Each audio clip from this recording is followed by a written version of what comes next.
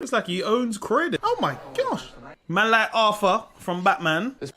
Namaste, Dzień dobry, assalamu alaikum, ciao, konnichiwa, bonjour, Allah, good morning, good morning, good morning. This is Ken at 10. It's Friday, my favorite day of the week, as many of you will know, 28th of July, 2023. Very important week. Next week, we have another MPC meeting. That's the Bank of England talking about base rates. So scary times. And today at the end of the show, I'm going to tell you about something you can buy with 12 bedrooms and your own bar for less than the price of a London flat. It's not even got a 2 in front of it. Stand by for that. In the meantime, a few other things that are going on. First of all, good to report, mortgage-wise, there's a couple of people that have jumped on the bandwagon in terms of dropping product prices. And actually, this time it is significant. Last time I talked about ones that dropped 0.1%, and it's not really going to change your world, is it? But TSB, for instance, and Nationwide have cut their rates by 0.35% on tracker products. And that's on fixed rates and tracker products by 0.2, and TSB a 0.55% reduction on its 2-year fixed deal. That's quite good news. And it's interesting because obviously it comes on the back of the situation with mortgage rates going up, not down. So it's kind of reverse intuitive, isn't it? It's kind of like, seems a bit weird. But the big meeting and the most significant one will be the one coming next week from the MPC. And this is because at this point, they will decide on the direction of travel. Now, we've already seen the European Central Bank and we've seen the Fed put up rates. The question is whether the Bank of England will follow suit. I'm really hopeful that it will be a hold and that they'll decide that we're at the top of the interest, that will signal that we're at the top of the interest rate cycle. And this could mean swap rates come down further. Conversely, were it to go up, it depends on the aggressive nature of that rise. If it were a quarter point, that's pretty much my gut feeling is it's going to be a hold or a quarter point rise. That's where I see most likelihood. It could be up as much as 0.5%. I think that would be a disaster. But we'll wait and see. And obviously, we'll report it here for you on the property, this particular thing I was going to say on the Property Buyer and Sellers podcast, which brings me on to my next point. Property Buyer and Sellers podcast, the next edition. We're just producing it now. It will be released today as usual. So do look out for the Property Buyer and Sellers podcast on your favorite listening platform, be it Spotify or iTunes. Is it iTunes anymore? I don't know. Podcasts on your Apple device or Spotify anyway. Apart from that, this is a surprising statistic that I saw today, an article in the Daily Mail I picked up. Retirees will be spending at least 80% of their income on rental payments. Can you imagine 80% of your payments on rent? That's a disaster. And it will put many people into poverty in old age. So if you're not a property owner and you're looking to retire, that's putting massive pressure. I can see a lot of people suffering massively with that on top of everything else. That's quite sad to see. Obviously, it's not the same for homeowners, but if you are renting, 80% of your income in retirement going on your rent is an absolute disaster. Capital gains tax burdens on the rise. Well, that's hardly surprising because they've reduced the allowance. It's going to be halved again. It was reduced to 6,000 this year, and next year it's 3,000. That's been a big take for the government once more. What else is going on? Yeah, this classic pub. I quite like this story because this is something I found in the Sun, that most important of all publications.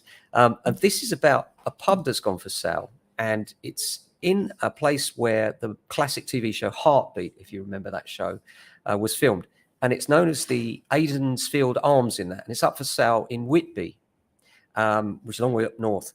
And the price is £175,000. But listen to this. It offers more space than a London flat. Well, you'd think it would, wouldn't you? But it features 12 bedrooms. 12 bedrooms. This could be a life-changing opportunity for you, folks. It's the Goathland Hotel, as it's now called, and it's a popular tourist location near Goathland Railway Station. It includes a bar lounge, ice cream parlour shop, 8 ensuite rooms, a residence lounge, a car park, and a beer garden. It's incredible, isn't it? All for £175,000. There you go. You can sell up, go live in a pub, not even bother renting it out, cash in, and off you go. Many people will be thinking of that, and people are struggling in all seriousness. We are meeting a lot of people now that are looking at downsizing or moving out of London just to reduce their costs because they're so massive right now. One of the other things I picked up on was Michael Gove saying more help for first-time buyers coming. I know the government are looking for sound bites to help with their election campaign, but never underestimate the government's impact on the housing market. Announcements such as the first-time buyers will get an incentive for a limited period could drive a large number of new first-time buyers into the market. If first-time buyers come into the market, that could drive sales of the flats that struggle the most in today's market, and those sales would then lead to those sellers being able to buy in the house market that is moving on from their first flat to the average house. So it can have a massive impact, and hopefully that'll be something they'll do. Incentives for first-time buyers are really important because the people at the bottom of the housing market ladder deserve the most help, in my view. So it'd be really good to see that coming along. Let's say the MPC meeting, the most critical thing in housing, is coming along next week. We'll talk about that then. As far as Norbury is concerned right now, weather's a little bit overcast. It's a little bit dark and grim, to be honest. I mean, who knew? What kind of summer? It's just crazy, isn't it? When you think about how it is over here, you just can't imagine. We look at these programs on telly about, come over to these places, for sun, sand, and fun, and you think people are coming to Britain for rain. It's frustrating, but hopefully it'll get better soon. So remember, look out for the podcast on your favorite provider. We're releasing that later today. Friday's our favorite day. Why is it our favorite day? It's a day when people decide what they're viewing for the weekend.